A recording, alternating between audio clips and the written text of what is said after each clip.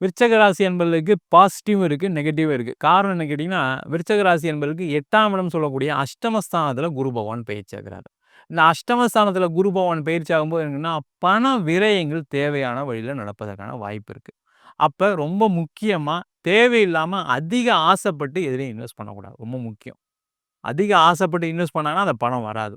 முக்கியமா share market, crypto currency. அதே மாரி நான் 1,00,000 குடுக்குறேன். நீங்க ஒரு ஒரு 3 மாசத்துல எனக்கு வந்து 50,000 எக்ஸ்ட்ரா தரேன். இந்த மாரி ஃபேன்சியான விஷயங்களுக்கு ஏமாறக்கூடிய ஒரு நேரமா இருக்கு. அதுல ரொம்ப கவனமா இருக்கணும். அதேபோல அந்த குரு பகவான் 8ஆம் இடத்துல இருக்கிறது வந்து ஒரு பாசிட்டிவ் இருக்கு. திடீர் அதிர்ஷ்டங்கள் வருவதற்கான வாய்ப்பு இருக்கு.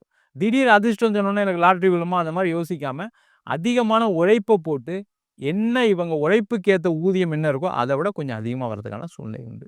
அதேபோல உடல் நலத்துல இந்த வருஷம் இவங்க ரொம்ப ரொம்ப கவனமா இருக்கணும். யாரெல்லாம் விருச்சக ராசியா இருக்காங்களோ, கர்ப்பப்பை சார்ந்த பிரச்சனைகள் பெண்களுக்கு கண்டிப்பா வரதுக்கு, அதுல கட்டி அந்த மாரி பிரச்சனைகள் வரதுக்கு, அதுக்கு ஒரு ஆப்பரேஷன் வரதுக்கான சூழ்நிலை உண்டு. ஆண்களா இருக்காங்க, ஹிரண்யா, பைல்ஸ் இந்த மாரி பிரச்சனைகள் வரும். சில பேருக்கு சுகருடைய அளவு அதிகமாறதுக்கான சான்சஸ் உண்டு. அவங்க உடல் நலத்துல கவனமா இருக்கணும். அதே மாரி இந்த குரு பெயர்ச்சி பொருளாதார அளவுல மிகப்பெரிய வளர்ச்சியும், உடல்நிலை சார்ந்த விஷயங்கள பிரச்சனையும் குடுக்கக்கூடிய பயிற்சியா இருக்கப்போது, கவனமா இருக்கிறது ரொம்ப ரொம்ப முக்கியம்.